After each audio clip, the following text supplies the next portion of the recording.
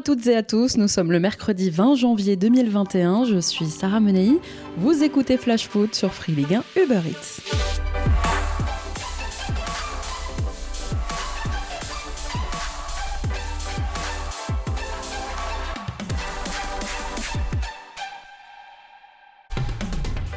On commence ce flash foot avec notre fait du jour et la Ligue qui a annoncé hier soir qu'elle lançait son appel d'offres.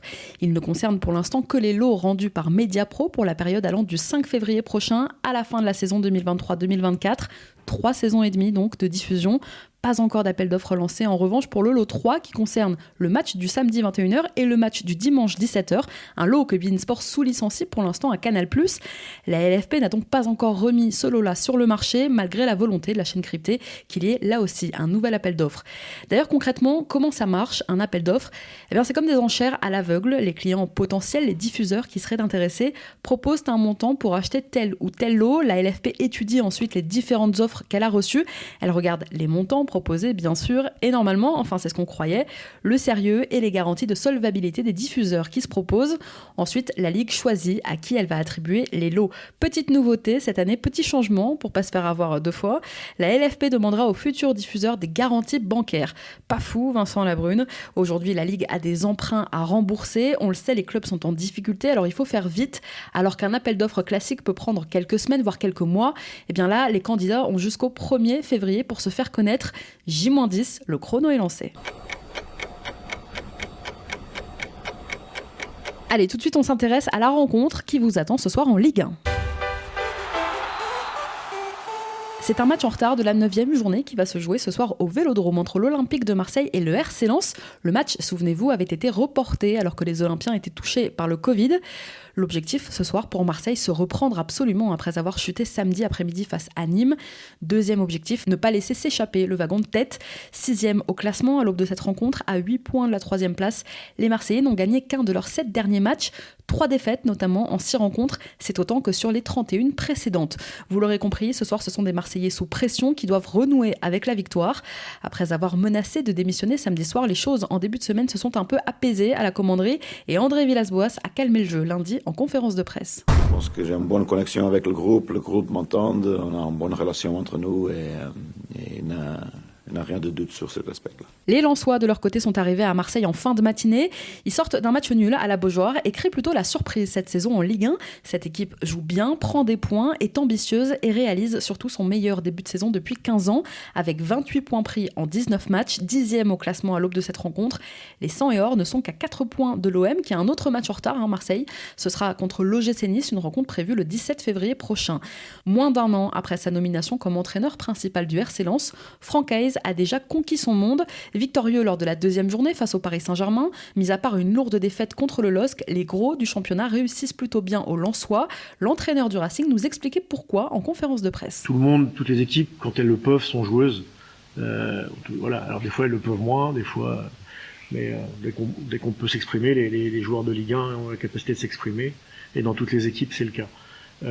Maintenant, évidemment que les clubs qui sont voués à jouer le top 5 ou jouer à se battre pour l'Europe, évidemment qu'ils doivent jouer peut-être parfois un peu plus que les autres, parce que ça fait partie à la fois de leur ADN, et puis en même temps, pour avoir des résultats, et quand on a des joueurs de qualité, il faut les laisser s'exprimer. Donc oui, on peut dire que ça nous convient bien, mieux, mais après, quand l'adversaire est plus fort, ça a été le cas parfois, on est battu.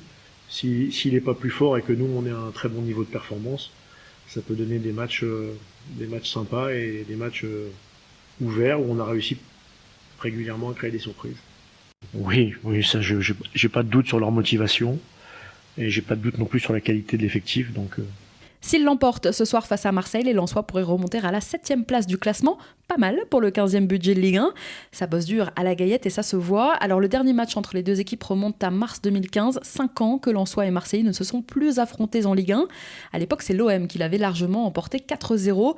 Seuls 3 Olympiens actuels étaient de la partie, Mandanda, Thauvin et Payet. Et justement, côté compo, pour cette rencontre, André Villas-Boas va devoir composer avec quelques absents. Jordan Amavi, toujours, on ne devrait pas le revoir avant 10 jours. Et Boubacar Kamara, Connemara touché face à Nîmes. Alvaro González est lui suspendu et la recrue Paul Lirola n'est-elle pas qualifiée étant donné que c'est un match de la première partie de saison. C'est donc Leonardo Balerdi qui devrait être titularisé ce soir par AVB. La bonne nouvelle côté marseillais, c'est le retour de Steve Mandanda, blessé et absent le week-end dernier contre Nîmes. Le gardien marseillais était incertain pour cette rencontre, mais il fait bien ce soir son retour dans le groupe. Et en attendant Milik, c'est Luis Enrique qui fait lui aussi son retour dans le groupe marseillais ce soir. Pointé du doigt par Jacques-Henri Hérault après la défaite samedi contre Nîmes, AVB va aussi devoir gérer les cas Payet et Thauvin. Il faudra encore attendre un petit peu pour voir Michael Cuisance, puisqu'annoncé sur le départ cet hiver, Morgan Sanson ce soir devrait bien être là. Côté lensois, touché à la cheville contre Strasbourg, Francaise ce soir va devoir se passer de son jeune taulier en défense centrale, Loïc Baldé, et ce sûrement jusqu'à la semaine prochaine. Pareil pour Corentin Jean, Yannick Cahuzac est lui suspendu pour une accumulation de cartons jaunes. Ce soir, pour mettre en difficulté les Marseillais, ils pourront en revanche compter les Lensois sur leurs hommes en forme, Gaël Kakuta et Florian Sotoka entre autres. Enfin, au sifflet, c'est monsieur Jérémy Pignard qui arbitrera la rencontre. Initialement, ce devait être Clément Turpin, mais au vu des récentes polémiques, il y a eu un changement. Monsieur Pignard va donc arbitrer cette rencontre. C'est la première fois qu'il va arbitrer Marseille. OM Lens, coup d'envoi 21h. Allez, on passe à notre déclat du jour. C'est mon cœur qui parle. Et vous avez un chef d'espoir qui est une retenue.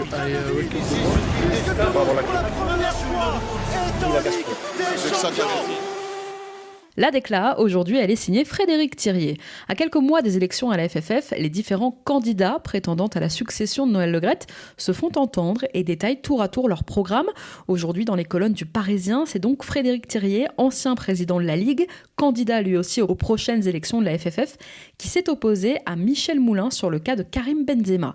Souvenez-vous, récemment, Michel Moulin, lui aussi candidat à la présidence, avait donné son avis sur la gestion du cas Benzema par Deschamps, déclarant que lui, en cas de victoire, il convoquerait les deux hommes pour qu'ils s'expliquent. Frédéric Thirier est revenu sur cette décla qu'il estime méprisante. Je le cite, « Je suis tombé de ma chaise quand j'ai lu cette décla. C'est très méprisant pour le sélectionneur. Si je suis président, jamais, mais jamais je n'interviendrai dans les choix du sélectionneur. Je lui fais une confiance absolue. » Alors ce qui est fou dans cette histoire, c'est que des années après, le cas Benzema suscite toujours autant de passion. Tout le monde a un avis. Il devient le thème presque central d'une élection à la Fédé et on continue d'en parler même lorsque son sort en bleu semble scellé. Bon, cette semaine, on a appris aussi sans trop de surprise que Noël Le Graët était candidat à sa propre succession. Président de la 3F depuis bientôt 10 ans, il ne semble pas du tout pressé de raccrocher. Et vous imaginez bien que s'il est réélu le 13 mars prochain, c'est pas demain qu'on revoit Benzema en équipe de France. Allez, on passe à la rubrique vintage. Je crois qu'après avoir vu ça, on peut mourir tranquille. Enfin, le plus tard possible, mais on peut. Tous les mercredis, je vous raconte les coulisses d'un événement marquant de notre foot. Et aujourd'hui, on revient sur le destin du premier joueur japonais de Ligue 1. Je vous en parlais hier, en signant cette semaine au Nîmes Olympique, Naomichi Ueda est devenu le 10e joueur de nationalité japonaise à débarquer en Ligue 1, le 2e cette saison après l'arrivée au mois d'août de Yuto Nagatomo à l'OM. Un pays duquel on ne s'exporte pas trop, le Japon, et dans lequel on préfère briller en J-League, dans des clubs qui dominent le football asiatique et derrière lesquels il existe un vrai engouement populaire.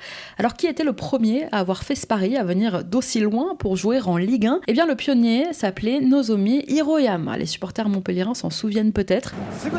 仕掛けていく、さあ裏を狙っていく広山、キーパーと1対1、小針と1対1決めるか、決まった、ベルディ先制、ガッツポーズの広山、今シーズン3ゴール目です。 Hiroyama, c'était avant tout un vrai globe-trotteur au parcours atypique. Il n'a pas hésité très tôt à s'expatrier sur les conseils de son sélectionneur national à l'époque, Philippe Troussier. Prêté 1 an au club paraguayen de Cerro Porteño, Hiro s'adapte rapidement, il apprend même l'espagnol parfaitement en quelques mois. Premier joueur à l'époque à disputer la Copa Libertadores. Après avoir découvert le Paraguay, direction le Brésil et Recife. Et puis c'est Salamanque en Liga qui s'apprête à le faire signer, mais limité par le nombre de joueurs extra-communautaires, les Espagnols doivent renoncer. Pour Hiroyama, ce sera donc une nouvelle aventure, le Portugal, son patrimoine architectural et ses pastéis de nata. Nozomi Hiroyama restera une saison à Braga, où il a notamment l'occasion d'affronter le Porto de José Mourinho à l'époque. Le nom d'Hiroyama circule alors un temps, notamment du côté de Chelsea, de Flamengo ou même de Boca en Argentine, mais souvent blessé. Malheureusement, Hiro manque la Coupe du Monde 2022 à la maison et finalement, côté club, rien ne se conclut. Le joueur va quitter Braga libre, une opportunité que Louis Nicolin, qui n'avait pas prévu de recruter, décide de saisir.